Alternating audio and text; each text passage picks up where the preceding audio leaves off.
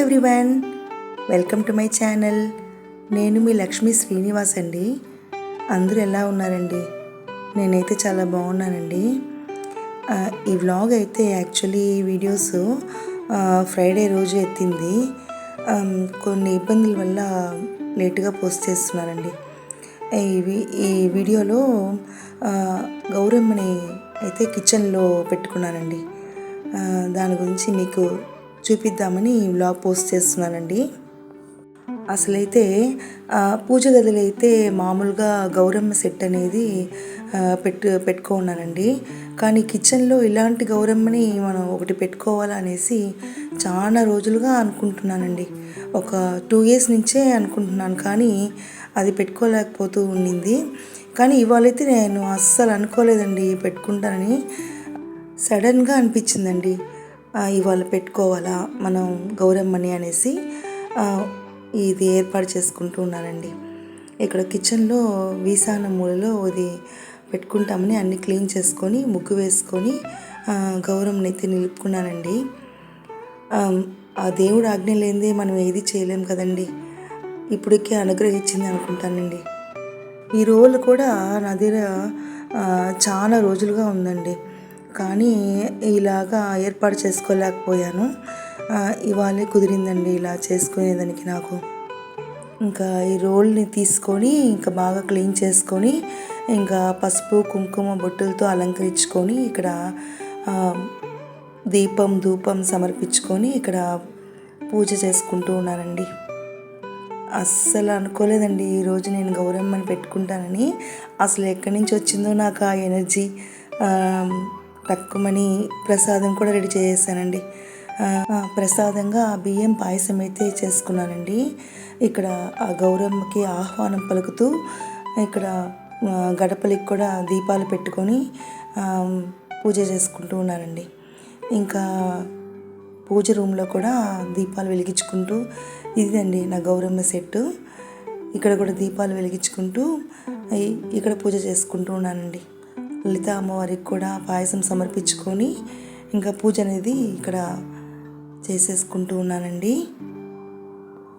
అందరినీ చల్లగా చూడమ్మా, నీ చల్లని ఆశీస్సులు అందరితో పాటు మాకు ఉండాలని మనస్ఫూర్తిగా కోరుకుంటూ ఇక్కడ పూజ అనేది ఫినిష్ చేసుకున్నానండి.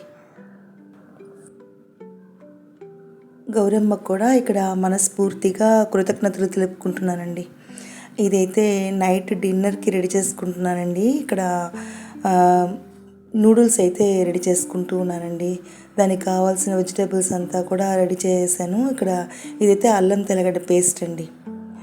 ఎప్పుడు కొంచెం స్టాక్ పెట్టుకుంటానండి. ఇది చాలా ఈజీ అండి, అందరికీ తెలిసే ఉంటుంది. కాకపోతే ఒక షార్ట్గా చెప్పేస్తానండి.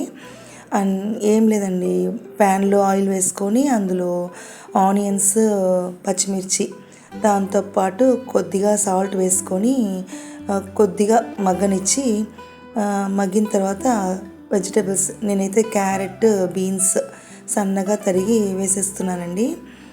ఇది కాస్త మగ్గిన తర్వాత అల్లం వెల్లుల్లి పేస్ట్ ఒక 1.5 teaspoon అల్లం వెల్లుల్లి పేస్ట్ వేసుకొని బాగా మగ్గనిచ్చుకొని మగ్గిన తర్వాత టమాటాలు కూడా సన్నగా కట్ చేసి వేసేసానండి. ఇందులోనే ఒక 1/2 spoon పసుపు పొడి వేసి ఇంకా ఒక 1/2 spoon సాల్ట్ వేసుకునేసి ఇంకా బాగా మగ్గనివ్వాలండి. కాస్త మూత పెట్టి మగ్గనిచ్చుకున్నామంటే తొందరగా మగ్గిపోతుందండి.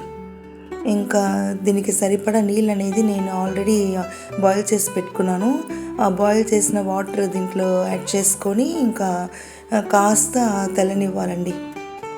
బాయిల్ చేసిన వాటర్ వేస్తే తొందరగా మనకు తెలిపోతుందండి. ఇప్పుడు వాటర్ తెల్లిన తర్వాత ఇంకా మ్యాగీ మసాలా ఉంటుంది కదండి, ఆ మ్యాగీ మసాలాని ఇందులో వేసుకొని బాగా మిక్స్ అయ్యేలా చూసుకోవాలండి.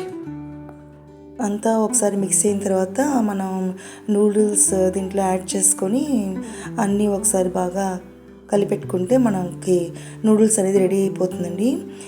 ఒక 2-3 minutesలోనే ఇది రెడీ అయిపోయేస్తుందండి. దాని తర్వాత మనం ఇంకా కొత్తిమీర చల్లేసి ఇంకా సర్వ్ చేసుకోవటమేనండి. చాలా తొందరగా చేసేయచ్చండి ఈ రెసిపీని. చాలా టేస్ట్గా కూడా కుదిరింది ఆ రోజు. ఈ చల్లని వెదర్కి అయితే ఇది చాలా యాప్ట్ అయిన రెసిపీ అండి. అసలు వెదర్ అయితే చాలా కూల్గా ఉందండి. ఇలా వేడివేడిగా చేసుకొని తింటుంటే చాలా కంఫర్ట్గా అనిపించిందండి. ఇంతటితో ఈ వ్లాగ్ ఎండ్ అయిందండి. నా వ్లాగ్ మీకు నచ్చుంటే లైక్ చేయండి, షేర్ చేయండి, కామెంట్ చేయండి. నా ఛానల్ని సబ్స్క్రైబ్ కూడా చేసుకోండి. మరొక వ్లాగ్లో కలుద్దామండి. థ్యాంక్ యూ అండి.